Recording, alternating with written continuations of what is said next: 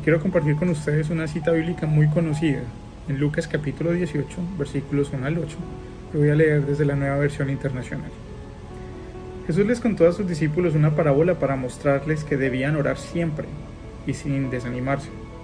Les dijo: había en cierto pueblo un juez que no tenía temor de Dios ni consideración de nadie. En el mismo pueblo había una viuda que insistía en pedirle: hágame usted justicia contra mi adversario. Durante algún tiempo él se negó, pero por fin concluyó: aunque no temo a Dios ni tengo consideración de nadie, como esta viuda no deja de molestarme, voy a tener que hacerle justicia, no sea que con sus visitas me haga la vida imposible. Continuó el Señor: tengan en cuenta lo que dijo el juez injusto. ¿Acaso Dios no hará justicia a sus escogidos que claman a Él día y noche? ¿Se tardará mucho en responderles? Les digo que sí les hará justicia y sin demora. No obstante, cuando venga el Hijo del Hombre, ¿encontrará fe en la tierra? Pocas veces vemos a Jesús como el evangelista. Y cuando me refiero a Jesús como el evangelista, es al que trae buenas nuevas. En un contexto de miedo, en un contexto de incertidumbre, es cuando más necesitamos nosotros escuchar las buenas nuevas de Jesús. Y Jesús está hablando a sus discípulos ya cuando van en camino hacia Jerusalén. Y ustedes saben que en Jerusalén lo que van a encontrar es la cruz, persecución, muerte, y eso genera tensión y miedo entre los discípulos.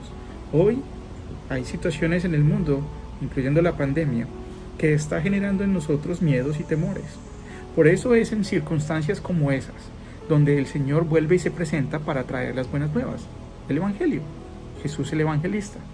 Y Él le dice a sus discípulos: ustedes deben orar siempre y sin desanimarse. La razón para no desanimarnos es lo que debe motivar la oración. Porque si nosotros oramos sin esa motivación de por qué lo hacemos, difícilmente lo vamos a hacer, y lo vamos a hacer constantemente.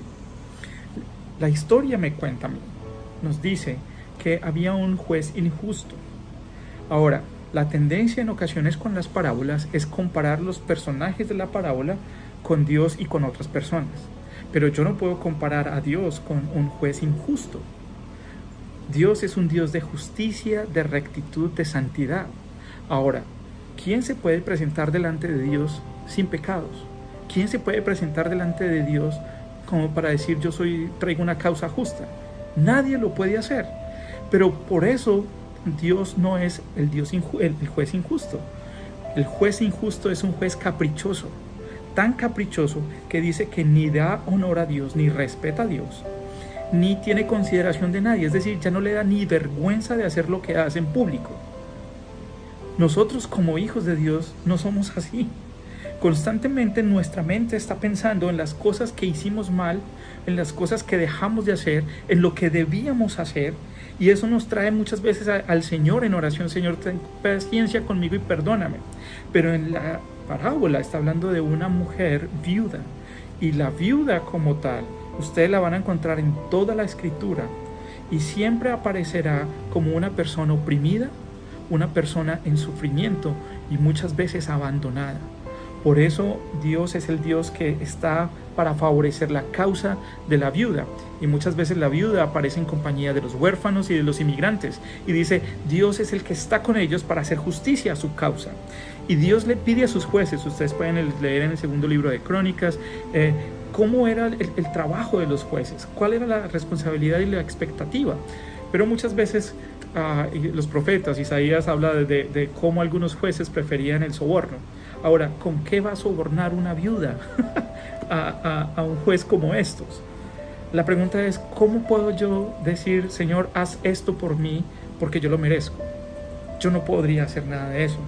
Pero por eso el texto me repite y me insiste lo siguiente: si un juez injusto fue capaz de detenerse por un momento y pensar que aún sin respetar a Dios y sin ser considerado a alguien, él tenía que hacerle justicia a una viuda, ¿cuánto más mi Dios, el Dios que es un Dios de justicia, el Dios que se llama a sí mismo como mi Padre, el Dios que me ama?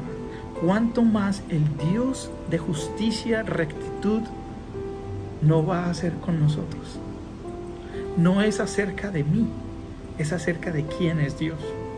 Quiere decir que cuando nosotros estamos invitados a orar todo el tiempo, no es por nosotros, es por saber quién es Dios. Y sin desanimarnos es porque sabemos que a pesar de nuestra injusticia, a pesar de nuestra causa, a pesar de nuestros sufrimientos, Dios tiene compasión de nosotros. Él dice, la pregunta, ¿acaso Dios no hará justicia a sus escogidos? Claman a Él. Si ven, es en el presente, constantemente, día y noche. ¿Se tardará mucho en responderle? Les digo que sí les hará justicia. Si ven, en el futuro, Dios hará justicia y sin demora. Es en el tiempo del Señor. Por eso nosotros estamos llamados en tiempos de miedo, en tiempos de incertidumbre como estos, a ser persistentes en oración y también a ser persistentes en traer justicia a la tierra. Somos llamados a amar, temer a Dios y vivir para Él. Así que si un juez injusto fue capaz de hacer esto, ¿cuánto más nuestro Dios? Eso es lo que está hablando el texto. Feliz día. Dios bendiga.